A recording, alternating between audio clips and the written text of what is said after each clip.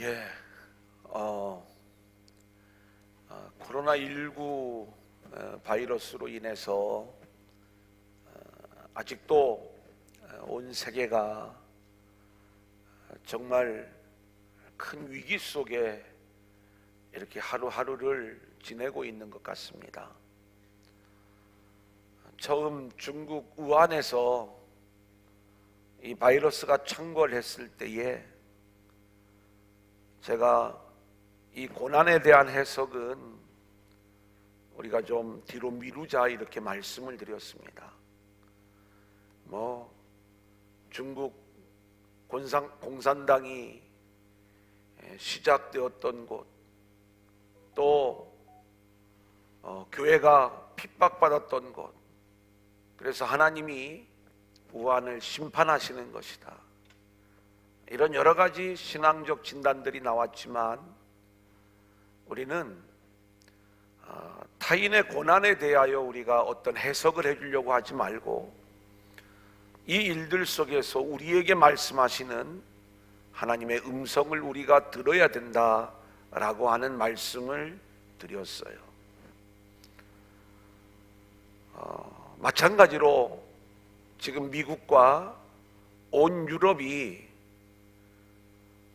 코로나 바이러스로 인하여 완전 패닉 상태에 이르는 그러한 모습들을 우리가 보게 됩니다. 세계 최고의 나라들이에요. 물론 이 부분도 우리가 여러 가지 해석들을 할 수는 있겠지만 우리는 우리를 향해서 하나님이 하시는 메시지를 들어야 되는 거예요. 그래서 저는 곰곰이 지난 한 2달 정도를 이렇게 되돌아보았어요. 교회는 어떻게 되었는가? 또 우리의 가정은 어떤 모습인가? 하나님이 하시는 일들이 있더라고요. 꼭 우리가 손해만 본 것 같지는 않아요. 저도 이제 집에서 밥을 얻어먹고 다닙니다. 전에하고는 많이 바뀐 거죠. 왜냐하면 전에는 이 가정에서 우리가 밥을 먹고 또 아이들하고 같이 식탁을 나누고 또 그렇게 가정이 식구들이 일찍 들어와서 회복된 그러한 모습을 이렇게 누리는 것, 우리가 그런 삶을 살아가지 못하니까 아마 많은 가정들이 그럴 거예요. 일주일에 온 식구가 같이 모여 한 번 밥 같이 먹기도 어려운, 그렇게 다 바쁜 그러한 일상들을 살아갔던 가정들이 이제 일찍 들어와야 돼. 아니, 나가지도 못해요. 그래서 그렇게 회복시켜 주시는 모습들. 하나님이 안식년을 정했습니다. 6년 동안 밭을 가르면 7년째는 그 땅을 쉬라는 거예요. 미세먼지가 없지요. 공장들이 멈추고 뭔가 쉼의 기간을 가지니까 이제는 온 세계의 이 환경이 또 오염이 좋아지고 있는, 회복되어지고 있는 모습들을 우리가 보게 되는 거예요. 하나님이 회복시켜 주시는 모습이 있어요. 알고 보면 가정 안에서 우리가 함께 모이지 못하는 것, 또 공장을 멈추지 못하고 끊임없이 뭔가 인간의 필요를 위해서 우리가 경제활동을 하고 노력을 하지만, 그래서 인간의 삶이 뭔가 과거보다는 좀 더 윤택해지는 그러한 모습인 것 같지만 우리가 그동안 놓치고 살았던 것이 무엇인가 라고 하는 것들을 하나님이 보여주시는 장면이 있는 거죠.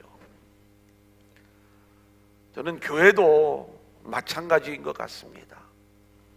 하나님이 우리를 모이지 못하게 하는 것, 그리고 이 기간들을 이렇게 진행을 해 나갈 때 하나님이 우리나라는 특별히 은혜를 주셔서 그래도 이 큰 어려움 속에서 이만큼이나마 좀 해결될 수 있는 그러한 길을 보여주시는 게 감사하다. 물론 감사하죠. 하지만 우리가 특별히 뭐 잘난 게 있어가지고 하나님이 이렇게 일을 진행하시는 게 아니라 여기에는 정말 우리를 향한 하나님의 일하심, 그리고 우리와 하나님 사이에 하나님이 회복되기를 원하는 것, 그리고 우리가 그동안 놓치고 있었던 것, 우리가 아무런 감동도 없는 그러한 예배, 습관적인 예배, 그리고 하나님을 향한 이 애절하고도 간절한 마음들, 이러한 부분들이 너무나 없었잖아요. 한국 교회가 그런 모습이었고, 또 어떤 부분들 속에 있어서는 어떤 교회는 우리 많이 모인다, 지금은요 많이 모이나 적게 모이나 모이지 말라는 거예요. 하나님이 정말로 중요하게 여기시는 게 무엇인가, 이 부분을 우리 가운데 생각하게 하시고, 그리고 교회가 본질적으로 회복되어져야 될 것이 무엇인가를 우리에게 말씀하는 거죠. 그래서 하나님은 끊임없이 우리에게 너희가 내게로 돌아와야 된다, 내게로 돌아와야 된다, 그냥 교회에 와서 앉아있는 것 말고 말씀으로 돌아와야 되고, 하나님의 은혜를 붙잡는 믿음으로 돌아와야 되고, 그리고 하나님 중심주의, 오직 하나님의 영광만을 위한 그러한 모습으로 우리가 돌아와야 되는 부분들을 하나님이 알게 해주시는 거예요. 저는 지금 우리가 여기서 예배를 드리고 여기 모여있는 인원보다 적어도 두세 배는 더 많이 집에서 지금 인터넷으로 함께 예배를 드리고 있어요. 제가 화상으로 이렇게 대화들을 좀 잠시 나누면서 어떻게 인터넷 예배를 드리는 게 쉽습니까? 어렵습니까? 아무래도 교회에 와서 예배를 드리는 것보다는 어려움이 많이 있죠. 네, 그래요. 근데 중요한 건 우리가 지금 어떤 자리에서 예배를 하든지 간에 이 주어져 가는 일들 속에서 우리가 하나님이 하시는 일들을 우리가 생각하지 않는다면 뭔가 우리가 편안함에 빠져들 수도 있고요, 뭐 알게 모르게 사역도 편하더라. 저도 낮에 어디를 갈 일이 없어요. 별로. 모든 일들이 다 취소요. 모든 모임들이. 부득불 모이는 모임이 어떤 때는 반가워요. 하도 일이 없으니까. 그냥 늘 말씀을 준비하는 것. 근데 말씀을 준비할 적에 또 많은 생각들을 가져보는 거예요. 제가 오늘도 이렇게 좀 이제 작은 교회 목사님하고 좀 이렇게 대화를 하고 이런 일들을 이야기할 때, 지금이 어쩌면 기회가 아니냐. 제가 이제 이런 이야기들을 좀 같이 나눴어요. 몇몇 목사님들하고도 같이 그 이야기들을 나눴는데, 이게 어떤 기회냐면, 우리가 생각을 해보면 지금은 대부분이 이제 인터넷으로 온라인 예배를 드리는 그러한 상황이에요. 큰 교회 목사님이 설교하는 시간하고 제가 설교하는 시간하고 개척교회 목사님이 설교하는 시간하고 똑같아요. 그죠? 제가 좀 더 뭔가 이 내용을 이 인터넷 예배로 좀 드리는 분들을 위해서 제가 빨간 넥타이를 메고 막 흰 양복을 입고 막 머리를 싹 넘기고 그러면서 우리 목사님 화면으로 보니까 훨씬 낫네, 그래가면서 뭔가 이렇게 방송에 나오는 분들이 다 메이크업을 하잖아요. 그렇게 할 수 있어요. 한번 해볼까요? 그런데 이제 그것도 하나의 노력이죠, 노력. 저는 얼마든지 우리가 그런 어떤 보이는 부분부터 시작을 해서 이렇게 지금 물론 우리가 여기 와서 지금 예배를 드리시는 분들도 있지만 이 인터넷으로 온라인으로 예배를 드리는 분들하고 더 깊이 소통을 하기 위해서 이 보여지는 이러한 측면들 무시할 수가 없습니다. 그리고 좀 제가 개인기가 있으면 가끔 가다가 여기서 그 방송하는 사람들처럼 막 좀 몸개그도 좀 보여주고 또 그렇게 해가면서 뭔가 이것을 온라인으로 드리는 분들에게 좀 더 집중하고 좀 더 소통하고 좀 더 편하게 다가가는 이러한 부분들을 할 수가 있겠죠.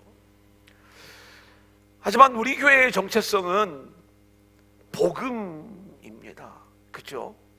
그리고 그 복음을, 본질적인 복음을 전하는 그 복음의 삶을 요청하는 이것이 우리 교회의 정체성이라고 이야기를 할 때 우리에게 하나님이 정말로 소중한 것을 주셨거든요. 그 남들보다 더 세련되지 못할 수는 있어요. 남들만큼 화려하지 않을 수는 있어요. 하지만 이 묵직한 복음이 끊임없이 계속해서 선포되어지면서 우리는 이 복음을 받는 자들로 우리가 세워져 가는 그 모습들이 우리 안에 있어지면서 우리가 이 과정들을 또한 진행해 나가야 되지 않겠느냐. 물론 이제 앞으로의 과정이 지금 어떻게 될 것인가, 저는 이제 이 4월부터는 회복을 위하여 나아가는 그 방향으로 지금 사역을 이끌고 가고 있고, 4월 12일이 부활주일인데 이날은 좀 우리가 함께 모일 수 있는 날이 되었으면 좋겠다. 물론 그 이후에는 또 어떻게 상황이 바뀌어갈지 모르지만 이런 어떤 기대들을 가지고 이 사역들을 지금 진행을 하고 있습니다. 자, 그런데 이 상황이 얼마만큼 더 길어지고 우리가 모이는 것이 얼마만큼 제한을 받고 또 우리가 조심하고 또 우리 스스로 절제해야 될 부분들은 또 그래야 가면서 진행해야 되는지는 모르지만, 그리고 그거에 따라서 저희가 준비하고 노력을 해야 될 부분들이 있는 것 아니겠어요? 여러분, 저는 이제 우리 교회 안에 여러 사역들도 다 마찬가지입니다. 지금 똑같은 조건 아래에서요, 똑같은 조건 아래에서 온라인 예배를 우리가 이렇게 드릴 때에 어떤 분들은 지금까지 해왔던 것보다 더 노력을 하고 더 애를 쓰고 더 집중을 하면서 더 최선을 다해서 말씀을 준비하고 그것을 먹이는 그러한 목회자와 교회가 있는가 하면, 이 기간 동안에 새벽에는 내가 옛날에 설교했던 거 그냥 우리 새벽기도 교회에서 하지 말고 그 시간에 이렇게 편집해서 띄워주는 그러한 방향으로도 할 수 있을 거예요. 우리가 얼마든지 쉬운 방향도 있고 어쩌면 그런 것들이 또 입맛에는 더 많이 맞을 수 있는, 이제 전에 특별 집회를 하면서 설교했던 영역이라든가 이런 부분들을 준비해서 나눠주는 그러한 예배들도 있을 수가 있겠죠. 그런데 정말 여기에서 작은 교회든 큰 교회든 우리가 열심을 다해서 이 온라인 예배를 준비하고, 그리고 그렇게 이 예배 1시간 주어지는 그 시간 속에서 어떻게 해서든지 이 예배에 함께하는 분들이 주님께 집중하고 함께 예배할 수 있는 그러한 부분으로 이끌기 위해서 우리 목회자들이 더 노력을 하면은 이게 노력을 하는 것과 하지 않는 것 사이에 분명한 차이가 있지 않겠느냐, 이런 이야기들을 하는 것이죠. 그래 이제 제가 온라인으로 예배를 드리는 분들을 위해서 미리 이 자료를 올려드립니다. 사실 자료는요 거의 대부분 오늘 저녁 예배라면은 어제나 적어도 오늘 아침까지는 다 준비가 되어져 있어요. 그런데 제가 이것을 늦게 올려드리는 이유가 있어요. 그냥 예배 한 1시간 전 아니면 2시간 전 요쯤 제가 이 원고를 올려드리게 예약을 해놓거든요. 그렇게 이제 늦게 올려드리는 건 글쎄 이제 일찍 올려드리는 게 잘하는 건지 늦게 올려드리는 게 잘하는 건지는 모르겠는데, 그냥 집에서 미리 읽어보고 이 시간을 놓쳐버릴까 봐. 그래서 예배 시간 전에 이것이 올라감으로 인해서 이제 곧 예배가 시작이 되는구나, 이것을 좀 성도들이 좀 느끼고 오늘 어떤 말씀이지? 그러면서 이 내용을 한번 읽어보고, 그리고 이제 바로 예배가 시작이 되어지면 그때 같이 예배하는 그러한 모습을 위해서 제가 이걸 좀 늦춰서 이렇게 자꾸 올리는 거예요. 모르겠어요. 뭐 어떻게 하는 것이 잘하는 것인지는 모르겠지만 하여튼 이 모든 과정들을 그렇게 진행을 하고 있는 가운데 있습니다. 아무쪼록 우리가 이제 이 4월에 회복을 위하여 나아갈 때 우리 성도님들이 좀 더 이제 교회와 또 온라인으로 제가 병행하는 그러한 과정들을 좀 밟아 나갈 터인데, 우리 성도님들 더 하나님께 집중하고 더 말씀에 집중하면서 나아가는 시간들이 되었으면 좋겠다. 수요일은 말씀 중심의 예배입니다. 금요일은 물론 말씀으로 우리가 은혜를 받아야 되겠지만 성령 축제입니다. 그래서 제가 이 금요일 말씀은 좀 더 내용은 좀 압축을 하고 적용 쪽에 우리가 많은 부분들을 좀 할애하면서 그렇게 나갈 거예요. 저는 구분을 분명히 하고 하는데 뭐 제 스타일이 거의 비슷하니까 또 어떻게 받아들이실지는 모르겠습니다. 자, 이제 금요일에는 우리가 빌립보서의 이야기를 가지고 함께 공부를 합니다. 이 빌립보서는 우리가 강해하면서 하나의 어떤 기도의 제목을 잡기 위한 이 소재가 되는 것이죠.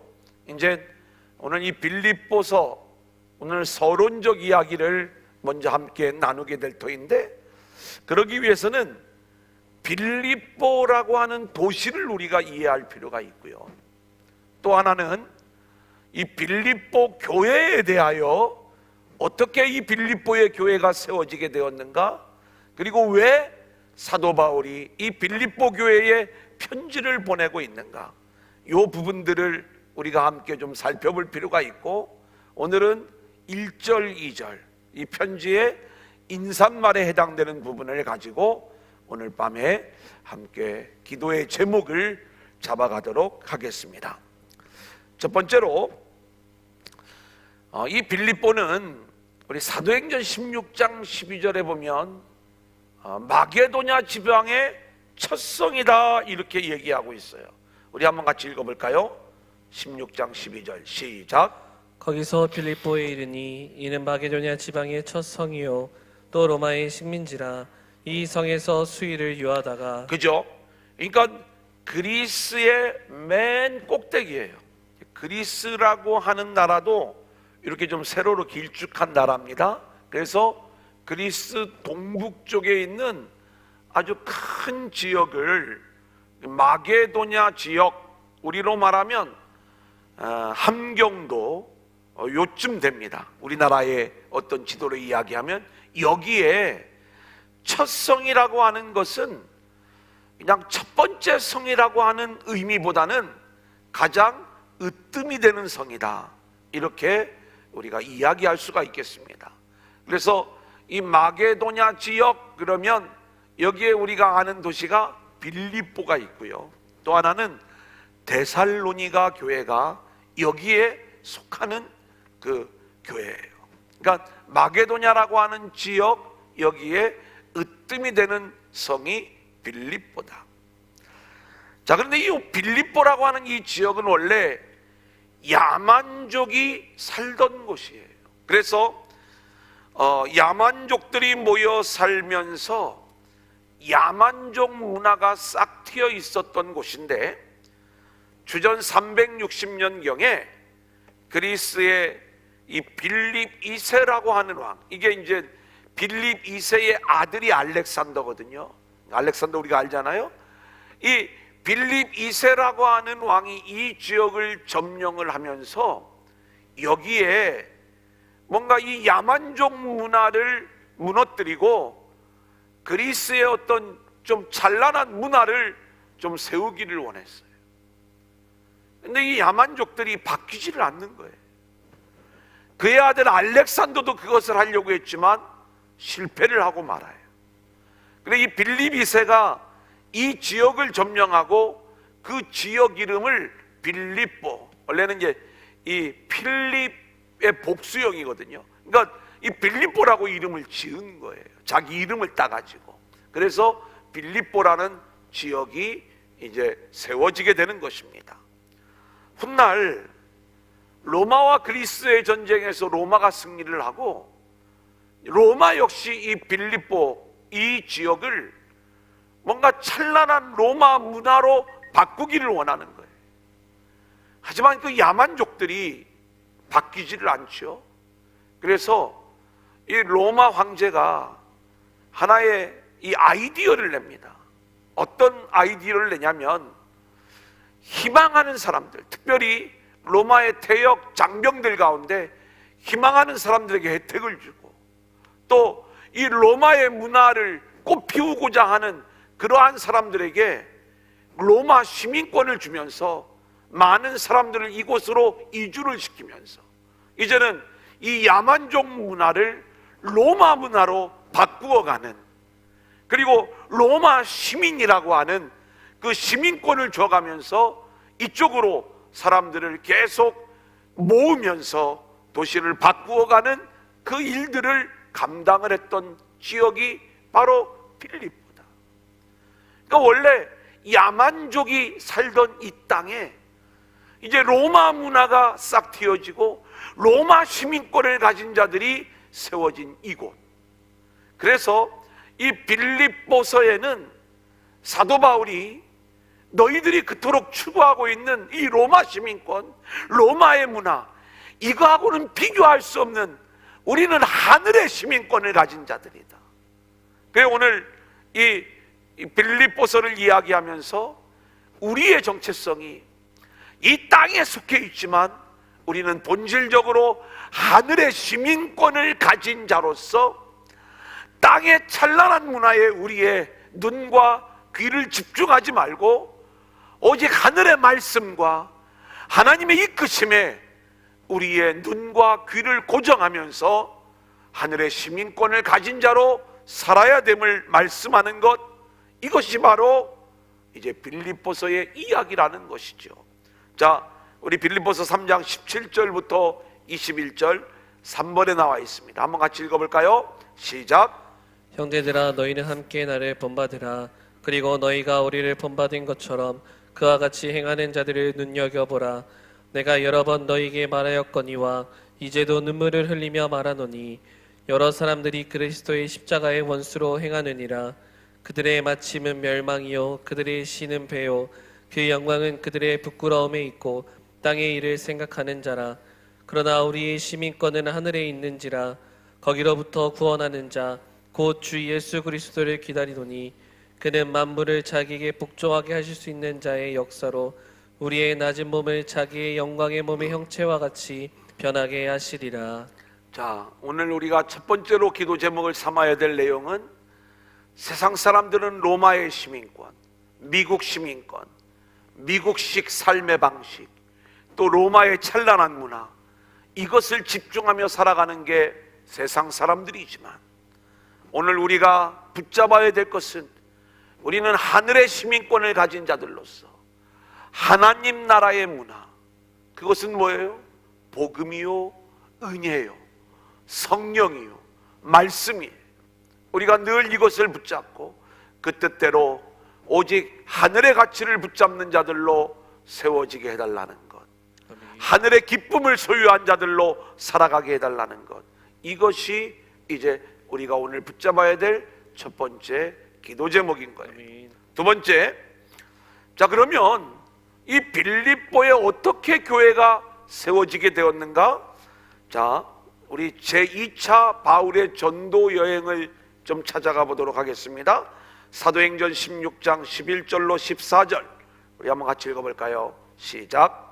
우리가 드로아에서 배로 떠나 사모드라게로 직행하여 이튿날 네아폴리로 가고 거기서 빌립보에 이르니 이는 마게도냐 지방의 첫 성이요 또 로마의 식민지라.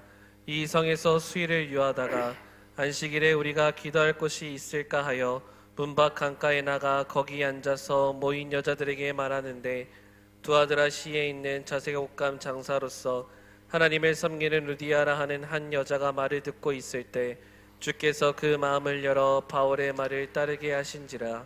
자, 이제 하나님이 하시는 일들을 우리가 봐야 돼요. 이걸 우리가 보면 하나님이 섭리적으로 역사하시는 일들이 있는 겁니다. 원래 바울이 2차 전도 여행 때 어디서 복음을 전하기를 원했냐면 아시아에서 복음을 전하기를 원했어요. 근데 하나님이 이 바울을 강권적으로 유럽으로 보내는 거예요. 하나님이 하시는 일이에요. 빌립보 교회가 세워질 때 바울이 혁혁한 그 사명자로 쓰임을 받는 것 아닙니까? 바울은 원래 거기 갈 마음이 없었어요. 근데 하나님이 강권적으로 바울을 그리로 보내시는 거예요. 가서 원래는 회당을 찾았겠죠. 근데 이 빌립보에는 유대인들이 적어도 10가정, 원래 남자 10명 이렇게 모여 있어야 회당을 세우기 마련인데 그만큼 유대인들이 없었다는 얘기예요. 그래서 혹시 기도처가 있는가 찾고자 할 때 누구를 만나게 되냐면 루디아라고 하는 여인을 만나게 되는 거예요.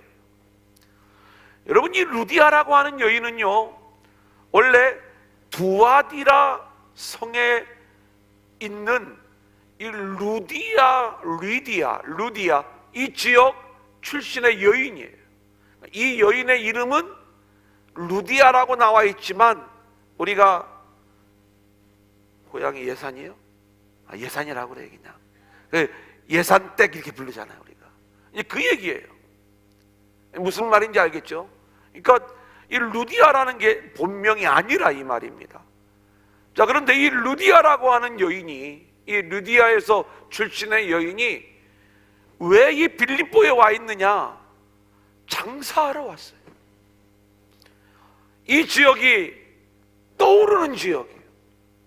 그래서 여기에 와서 장사를 하면 내가 좀 돈을 많이 벌겠구나, 그 생각을 가지고 온 거예요. 이 여인이 내가 교회를 개척하는 개척 멤버가 되어야 되겠다, 이런 마음 갖고 이 결심 가지고 여기에 온 게 아니에요. 자, 바울이 거기에 오려고 마음을 먹었어요? 안 먹었어요? 안 먹었는데 하나님이 강권적으로 보내셨죠. 루디아라고 하는 여인이 개척의 마음이 처음부터 있었어요? 없었어요? 그런 게 아니었죠. 장사하러 왔던 여인. 근데 하나님이 이 바울과 루디아를 만나게 하시는 거예요. 그리고 이 루디아로 하여금 바울의 말을 청종하게 하고, 그리고 바울을 자기 집으로 영접하게 하고, 그러면서 이 가정으로부터 이 빌립보 교회가 시작되어지는 이 일들을 우리는 보게 되는 거예요. 여러분, 그렇다면 하나님이 저와 여러분을 만나게 하신 것, 이게 우연이 아닌 거예요. 우리는 어떤 의도나 어떤 마음의 어떤 작정이나 이런 것들을 가지고 우리가 만난 것, 이런 내용들이 아니라 저와 여러분을 하나님이 만나게 해주시고, 또 우리 성도님들 사이를 하나님이 만나게 해주시고, 아무도 아직 교회가 세워져 있지 않던 이곳에 이 교회를 세워 하나님 나라의 역사를 이루어가는 이 일을 하나님이 하시더라. 그러면 우리가 만난 게 이게 보통 일입니까? 하나님이 그냥 내가 다니다 보니까 두란노교회 다니게 된 거고, 가보니까 뚱뚱한 목사님이 한 분 계시는데 보니까 김근수 목사님 우연히 만나게 된 거고, 뭐 그렇게 우리가 그냥 주어진 기간 동안에 적당히 예배드리고 있다가 또 환경이 바뀌면 아유 뭐 내가 다른 교회도 한번 좀 가보지 뭐 이럴 사이인가요? 정말 하나님이 하시는 일들이 뭔가? 왜 우리를 하나님이 이렇게 만나게 하시고 그리고 이 만남을 통해서 하나님이 진짜로 이루려고 하시는 일들이 무엇인가? 하나님은 확실히 저와 여러분을 영광스러운 교회로 세우고자 하는 그 마음이 있는 거예요. 그래서 우리 각자가 영광스러운 교회이기도 하지만 우리의 만남을 통해서 하나님은 하나님 나라의 일들을 진행시키시는 그 하나님의 역사가 있더라 이 말인 것입니다. 두 번째 여인은 더 기가 막혀요. 자, 우리 16절부터 18절까지 한번 같이 읽어볼까요? 우리가 시작. 우리가 기도하는 곳에 가다가 점치는 귀신 들린 여종 하나를 만나니 점으로 그 주인들에게 큰 의익을 주는 자라. 그가 바울과 우리를 따라와 소리질러 이르되 이 사람들은 지극히 높은 하나님의 종으로서 구원의 길을 너희에게 전하는 자라 하며 이같이 여러 날을 하는지라. 바울이 심히 괴로워하여 돌이켜 그 귀신에게 이르되 예수 그리스도의 이름으로 내가 내게 명하노니 그에게서 나오라 하니 귀신이 즉시 나오니라. 여러분이 빌립보 교회의 개척 멤버 첫 번째가 루디아라는 여인이었고요, 두 번째가 이 귀신 들린 여종이에요. 여러분 이 여종은요 원래 어떤 모습으로 여기에 와 있는지는 성경이 이야기하지 않아요. 그런데 지금 이 여인이 얼마나 비참한 상태인지 귀신이 들렸어요. 귀신이 들리다 보니까 잘 맞춰. 이렇게 안에 뭔가 시커먼 게 있네, 또 뭐가 좋네, 뭐가 나쁘네, 뭐 이런 것들을 잘 맞추니까 이 여종의 주인이요 이 귀신 들린 여종을 이용을 해가지고 점을 쳐서 돈을 벌어먹고 사는 거예요. 근데 이번에도 바울이 기도하러 가다가 이 귀신 들린 여종을 만나게 되는데 이 여종이 자꾸 쫓아오면서 귀찮게 하는 거예요. 그래서 이제 바울이 이 귀신 들린 여종의 그 귀신을 내어 쫓아준 거예요. 여러분 귀신 들렸다라고 하는 것을 이렇게 너무 우리가 막 그 감정적 차원에서 이렇게 생각을 하거나 아니면 뭔가 좀 미신적 차원에서만 우리가 생각할 건 아닙니다. 실제로 무언가에 우리가 많이 묶여 있고 또 어딘가에 우리가 얽혀 있는 그러한 상태, 특별히 악한 영이 우리를 뭔가 두려움으로 묶거나 때로는 세상 것으로 우리를 묶거나 물질로 묶거나 때로는 여러 가지 어려운 환경으로 또 질병으로 또 우리가 이 세상에서 풀리지 않는 문제로 관계로 우리를 묶어가는, 여기에 묶여서 꼼짝달싹 못하는 그 상태가 바로 귀신 들린 상태. 그런데 지금 이 여종의 모습은 우리가 흔히 생각하는 좀 이렇게 신적인 그러한 어떤 귀신이 이제 이 여인에게 있어가지고 사실은 거기에 묶여서 꼼짝 못하는 그의 인격이 귀신에게 눌리고 그리고 귀신에게 사로잡혀 아무것도 자유함을 누리지 못하는 그 여인. 그런데 하나님이 이 여인과 바울을 만나게 하셔서 이 여인을 자유하게 해주시는 거예요. 귀신을 내어 쫓아주시는 거예요. 이 여인은 바울이 올 줄 몰랐어요. 바울도 여기 가면 너 귀신 들린 여종 하나를 만날 터인데 그 얘기 들은 게 아니에요. 하나님이 이들 사이의 만남을 그렇게 풀어가시더라.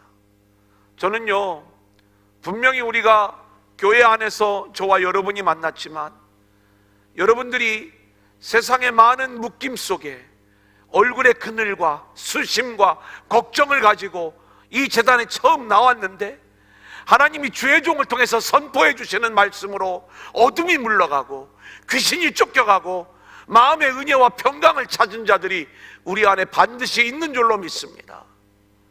하나님이 그렇게 우리를 이끌어 가시는 거예요. 근데 왜 이 만남 속에서 그런 어둠들을 다 풀어주시고 귀신을 쫓아내시고 우리에게 자유함을 주시는가? 하나님이 우리가 함께 세워가야 될 교회가 있기 때문에 하나님이 그렇게 진행하시는 거예요. 아닌 것처럼 하지 마요. 우리 처음 왔을 때 다 얼굴에 막 근심 걱정 가지고 왔잖아요. 그런데 어느 순간에 마음의 평강이 찾아오고, 물론 좀 아직도 좀 힘들 때가 있지만 그래도 우리가 굉장히 자유해지고 평안해지고 하늘의 기쁨을 누리며 살아가는 영혼들이 많이 있는 것 사실 아닙니까? 자, 이 빌립보 교회의 세 번째 개척 멤버는 감옥의 간수였어요. 바울은 감옥에 들어갈 마음이 없었어요. 근데 이 귀신 들린 요종을 고쳐주니까 그 대가를 치러야 됐어요. 이 요종의 주인이 그 요종을 통해서 돈 좀 벌었는데 이제 그 길이 막혀버린 거예요. 그래서 바울을 고소를 하는 거죠. 바울이 꼼짝 못하고 감옥에 갇히는 신세가 되었어요. 자, 우리 뒷페이지로 넘어가면 16장 27절부터 34절까지의 말씀, 조금 길지만 같이 읽겠습니다. 시작. 간수가 자다가 깨어 옥문들이 열린 것을 보고 죄수들이 도망한 줄 생각하고 칼을 빼어 자결하려 하거늘 바울이 크게 소리질러 이르되 내 몸을 상하지 말라, 우리가 다 여기 있노라 하니 간수가 등불을 달라고 하며 뛰어들어가 무서워 떨며 바울과 실라 앞에 엎드리고 그들을 데리고 나가 이르되 선생들이여, 내가 어떻게 하여야 구원을 받으리까 하거늘 이르되 주 예수를 믿으라, 그리하면 너와 내 집이 구원을 받으리라 하고 주의 말씀을 그 사람과 그 집에 있는 모든 사람에게 전하더라.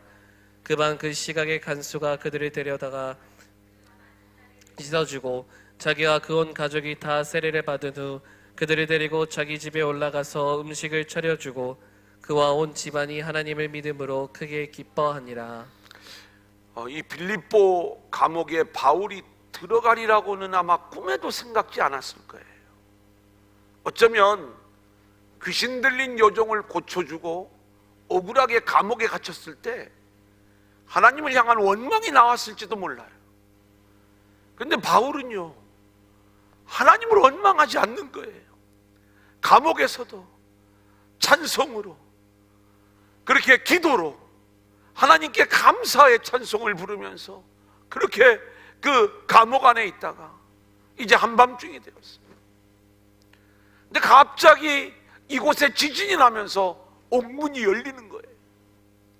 어떻게 보면 그러면 그렇지, 하나님이 이제 도망가라고 문을 열어주시는구나, 이렇게 생각을 했을 수가 있을지 몰라요. 근데 도망을 가지 않는 거예요.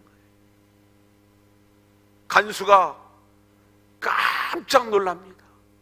옥문이 열려있는 것을 보고, 야, 죄수들이 다 도망갔겠구나, 큰일 났다, 이제 내 모가지가 달아나겠구나. 그래서 스스로 자결을 하려고 하는데 이것을 이제 바울이 말리는 거예요.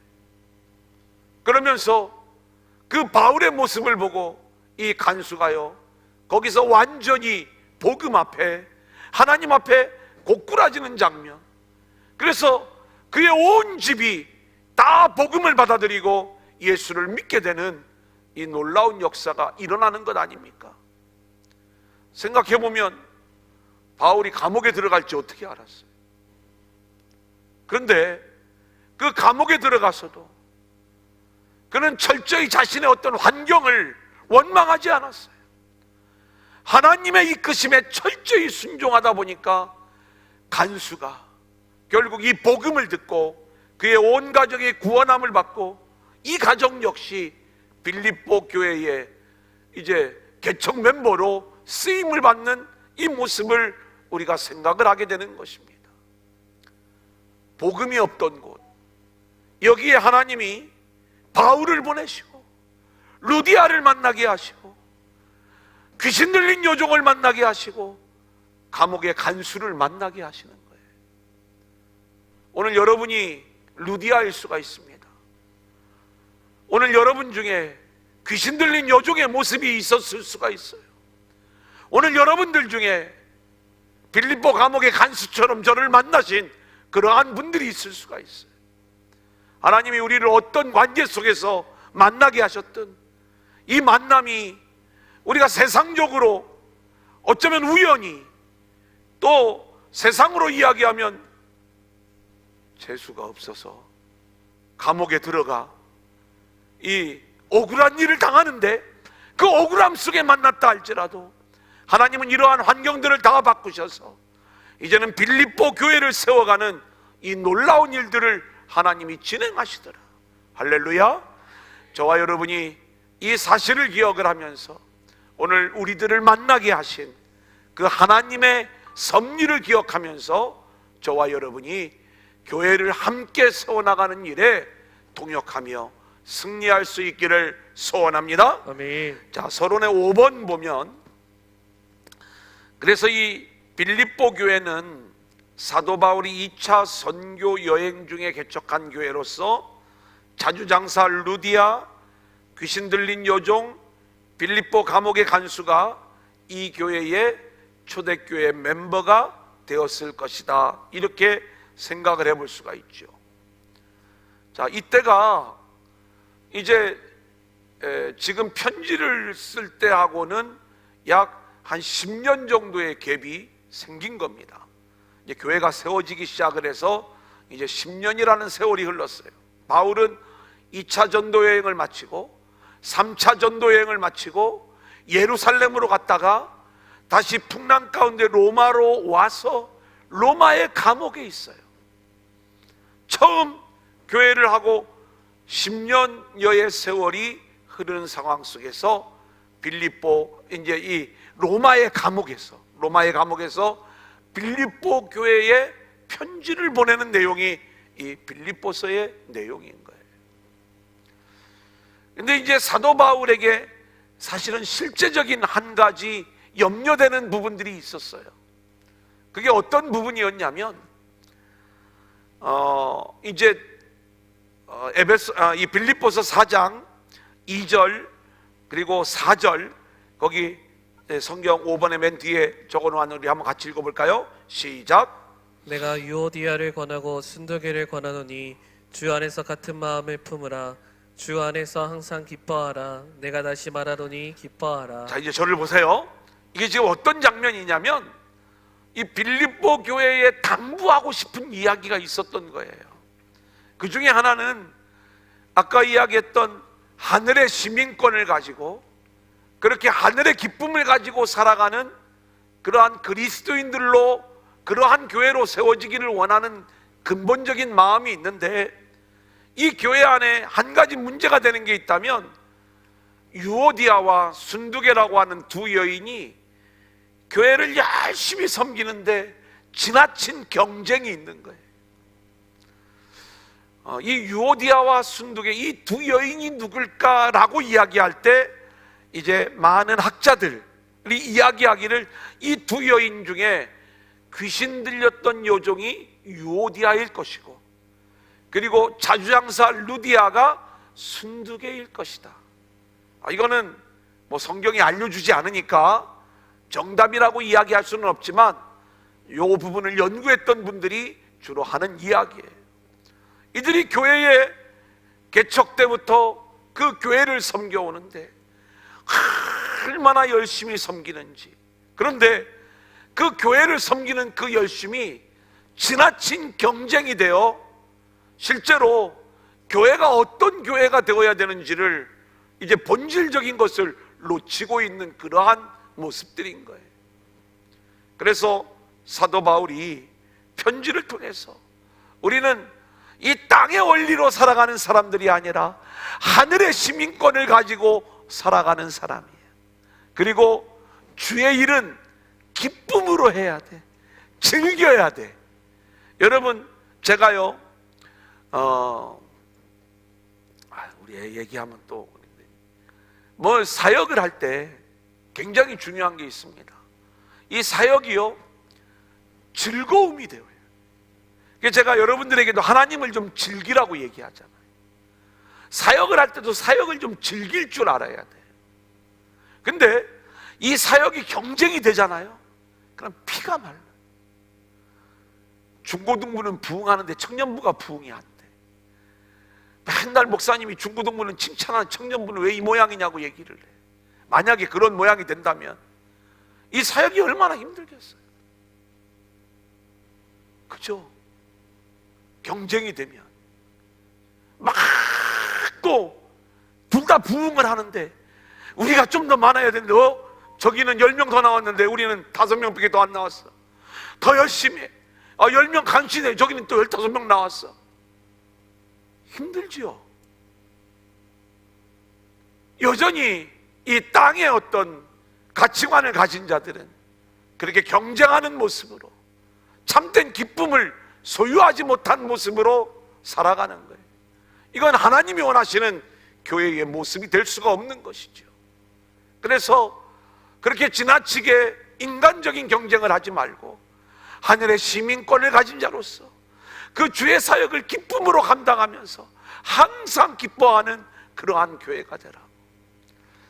여러분, 바울은요 그 기쁨을 갖고 살아가는 자였기 때문에 그 감옥에, 빌립보에서도 감옥에 들어갔을 때 찬양을 했던 게 이게 바울 아닙니까?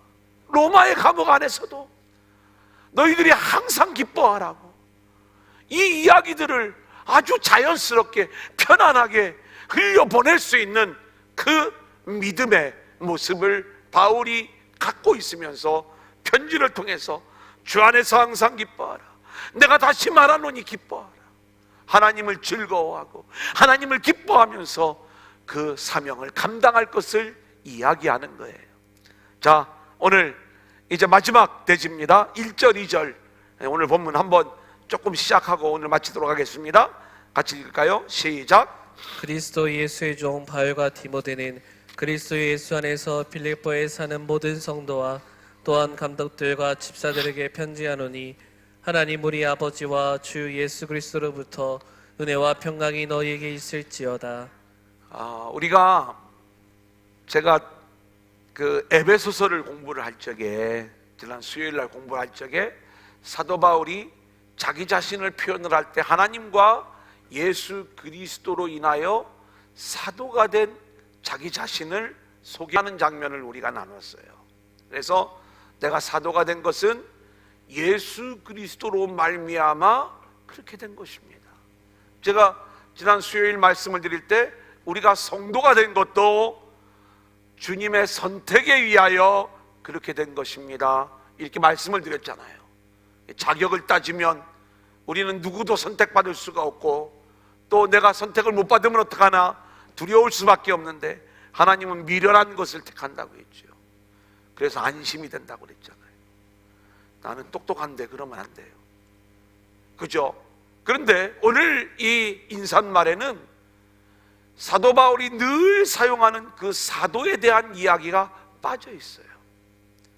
이 내용은 어떤 의미를 가지고 있냐면 빌립보 교회는요 철저히 이 바울을 정말 얼마나 존경하고 그리고 한치의 어떤 의심이나 또 바울의 어떤 사도성에 대하여 이들이 시비를 걸지 않고 그대로 이 바울의 영적 권위와 그 모든 것들을 인정하고 있었다는 거예요. 바울이 그 얘기를 하지 않아도 돼.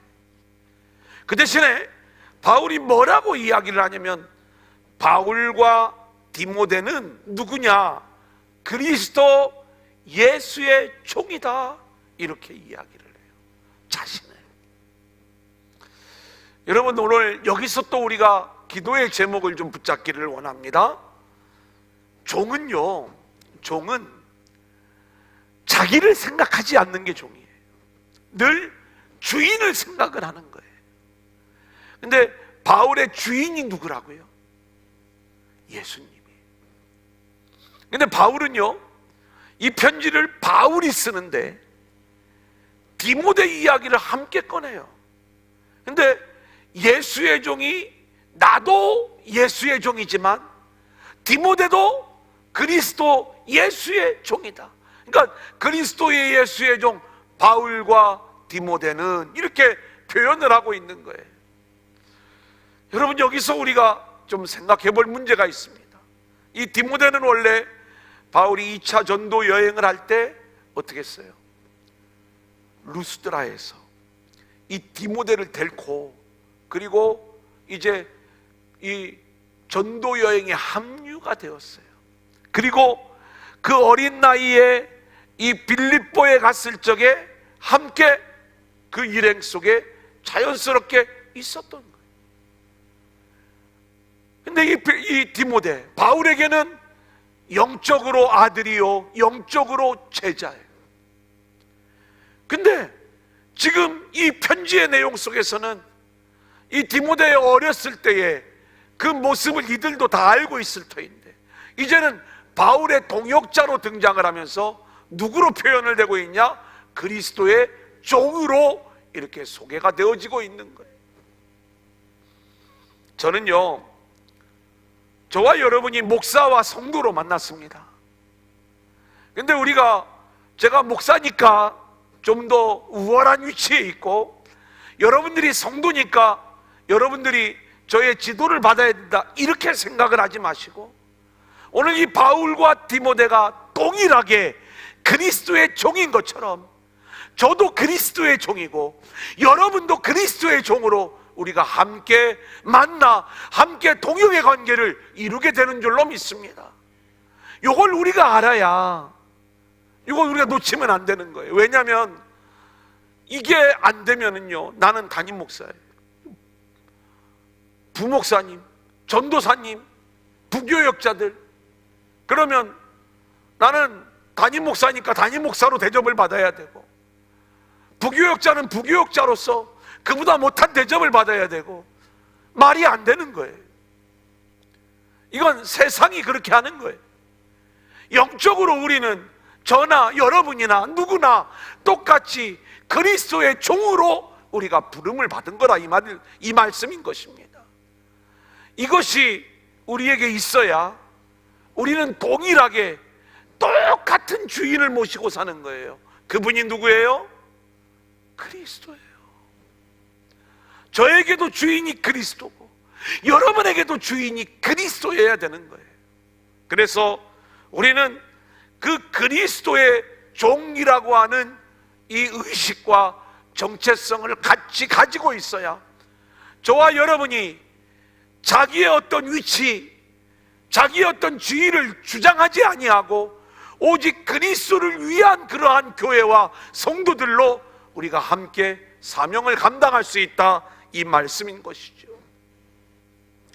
오늘 여기까지만 하겠습니다. 오늘 이 네 번째 이제 기도의 제목은 우리가 그렇게 그리스도의 종으로서 주인인 그리스도만을 생각하면서 함께 하나님이 우리를 만나게 하신 그 섭리를 따라 교회를 세워나가는 저와 여러분들이 될 수 있기를 소원합니다.